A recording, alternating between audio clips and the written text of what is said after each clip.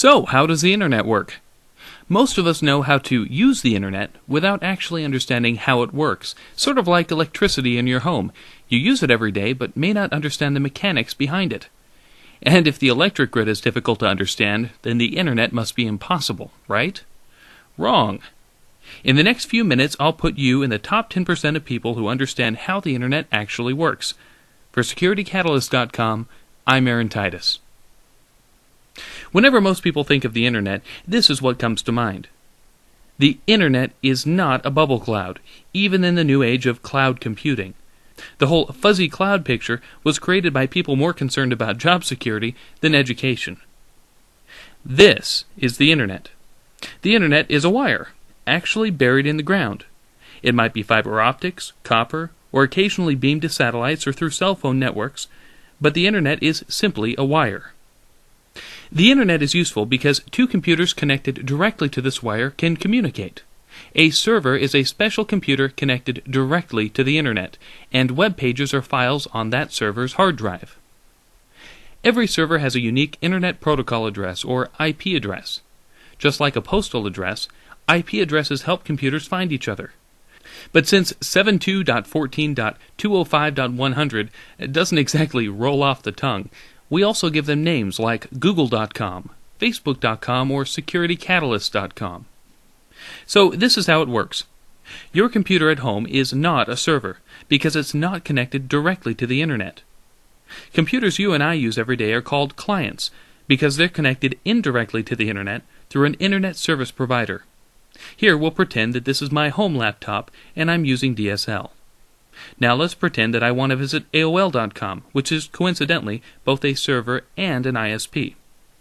I hop onto my laptop with DSL, go through my ISP, onto the internet, and look at AOL.com. My computer connects with AOL.com, and I can look at its web pages. Now let's say that I want to send an email to Aunt Ruth. Aunt Ruth has AOL dial-up from home, and I've got a Gmail account. I log on to gmail.com and compose a message to Aunt Ruth's email address, auntruth@aol.com. Once I click send, gmail.com sends the email to AOL.com. The next day, Aunt Ruth dials into AOL servers and retrieves the email. Whenever an email, picture, or web page travels across the internet, computers break the information into smaller pieces called packets. When information reaches its destination, the packets are reassembled in their original order to make a picture, email, web page, or tweet. Okay, so imagine you're at work sitting next to your boss, and you're both surfing online. Your boss is doing market research, and you're updating your Facebook profile. You're both sending packets back and forth over the internet. But what's to keep your packets from accidentally ending up on your boss's screen? That could be embarrassing.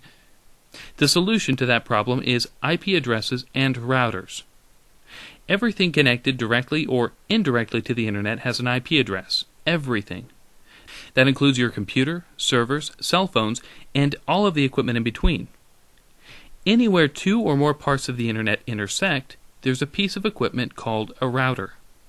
Routers direct your packets around the internet, helping each packet get one step closer to its destination. Every time you visit a website, upwards of 10 to 15 routers may help your packets find their way to and from your computer. Imagine each packet as a piece of candy wrapped in several layers. The first layer is your computer's IP address. Your computer sends the packet to the first router, which adds its own IP address. Each time the packet reaches a new router, another layer is added until it reaches the server. Then, when the server sends back information, it creates packets with an identical wrapping. As the packet makes its way over the internet back to your computer, each router unwraps a layer to discover where to send the packet next until it reaches your computer and not your boss's. And that's how the internet works, in 5 minutes or less. And you're now easily in the top 10% of people who understand the basics of the internet. If you found this video helpful, check out SecurityCatalyst.com for all kinds of ideas on how to protect your information. I'm Aaron Titus.